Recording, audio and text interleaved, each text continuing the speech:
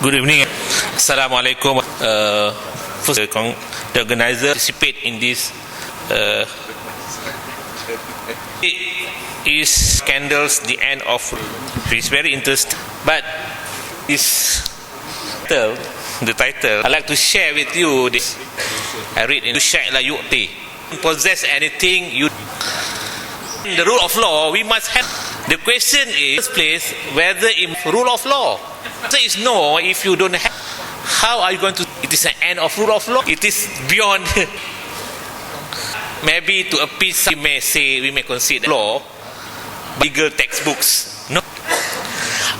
If our beloved country, we reach where there is greater scandal of this magnitude, yet nobody by the Attorney General for committing this magnitude. A rule of law would have not first place. Recently I went, so while traveling in the flight, I managed to watch a movie, a new release movie, A Crisis is Out. This film, Sandra Bullock, I mentioned it correct. She is campaign manager, cited about presidential election. So they were the brand to the tagline, our brand. In Malaysia, and we must have tagline, may 2 point and 1 NDB, our brand. Our brand.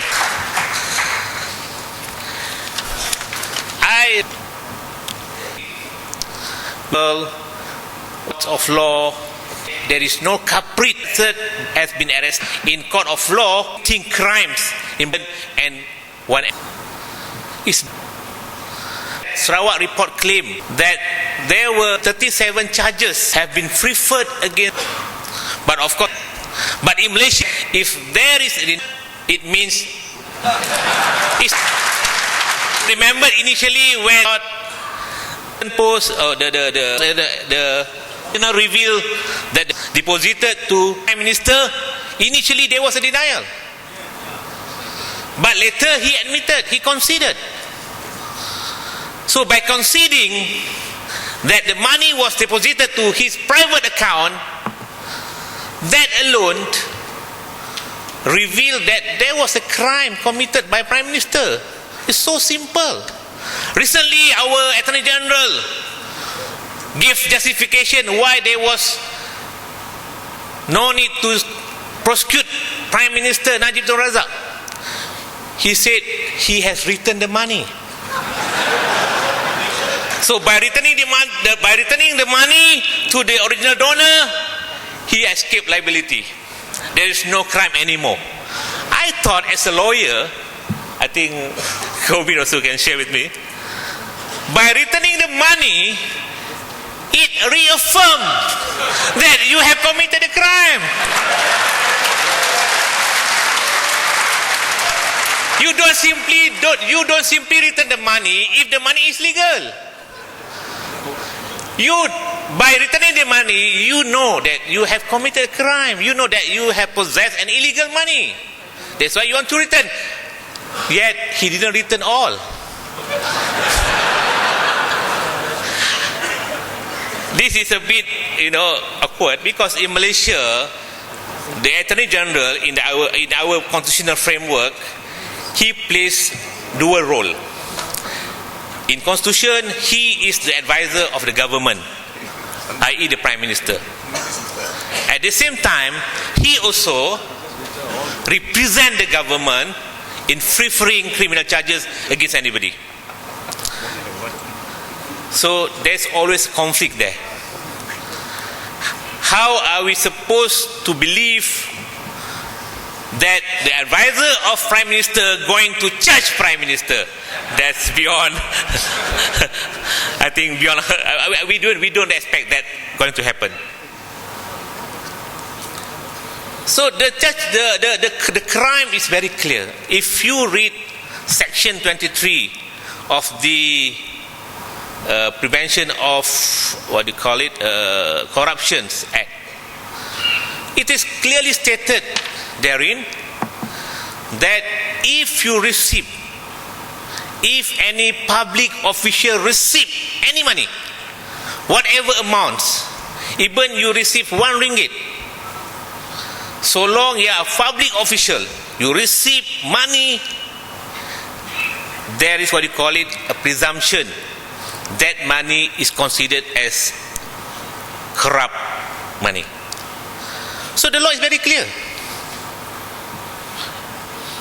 The question is, even the law is clear, what is not clear to us, why there is no prosecution until now? And then, you know, our present AG, when people ask him, can you share with us to whom the money was returned, who gave the money, who's the donor? He said, Malaysians have no rights to know. There's no right to know in our constitution. No right to know in the constitution. I wrote an article in Malaysia Kini. Sorry, Mr. AG, Attorney General, there is right to know in the constitution. You cannot find the phrase right to know in the constitution. Yes, that one I agree. Neither you can find the right to dissent, the right to write in the constitution. If you read the constitution, you cannot trace any phrase saying that the right to dissent. No. There's no right to write in the constitution. All these rights are encapsulated in the right to public speech, to what do you call it, freedom of speech. Because the right to know precedes the right to speak. In fact, it creates the right to speak. That's why, instead of amending the Official Secret Act, he should, as the advisor of the government, advise the government to introduce Freedom of Information Act.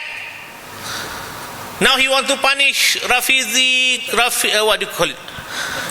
Tony Pua by introducing a new amendment to already draconian law.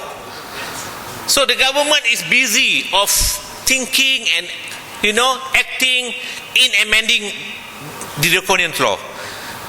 I've been in Parliament for the last 2 years. I've seen so many laws have been amended, introduced, simply because to silence all of us. We have POTA, we have SOSMA, we have POKA, you name it. You don't have ROSMA. Maybe in Malaysia everything is possible. If you really kuat hentam ROSMA, they may maybe a ROSMA Act in future, we don't know. So you amended the Sedition Act, now you want to amend the Official Secret Act. All these exercises are meant to silence us. You claim that we are a democratic country. If you really want to avoid leakage, you want to avoid WikiLeaks epidemics, I call it, you must trust the people. If people want to know, share with them the knowledge. Share with them the information. Why are you so afraid with the people? People want to know. If you want to create one NDB really to spur the growth of the economy, to help the people, okay, whatever information, please share with us. We want to know. Share with us who is the donor. We want to know. We want also to be friends with them. Am I right? Just imagine if Rafizi received 2.6 billion by Arab friends, or Tony Pua received 2.6 billion from Chinese friend. I believe if you receive today, yesterday he was prosecuted. So speed. They have speed. So yes, imagine. Now we have how many months already? How many? Almost a year. It was revealed by Wall Street Journal. Until now, we don't know the identity of the donor. This is simple fact that we need to know. Just tell us who is the donor. It's simple questions. But if you ask in Parliament, please reveal who is the donor, the answer is it is governed by the Official Secret Act. We cannot share with you. For time. You ask us to discuss this problem, 2.6 billion, in a short time. But it's okay. We have heard so many persons now sharing with us. So I believe that in Malaysia, there is no rule of law. What we have in Malaysia, no, there is neither rule nor law. So I hope we must act now. We must, try to disseminate this information. I'm a bit happy because so many people coming here tonight, but I'm a bit also afraid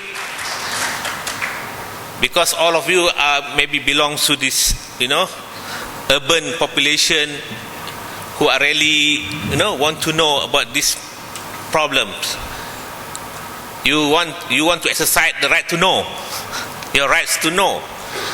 But if you go to the kampung, you go to the Felda, they just don't care. For them, whatever happened, 2.6 million, 1 MDB, MKN, Majlis Keselamatan Negara. I remember when I say MKN, some kampung folk say, YB ini makan ke? Short of makan MKN. So they don't care, So we must, try to find ways how to disseminate all this information to the people in Malaysia as a whole, so that with this crisis, I believe it is high time for the government to step down and it be replaced by a new government. Thank you very much. Thank you, YB Hanipa Maidin. We have left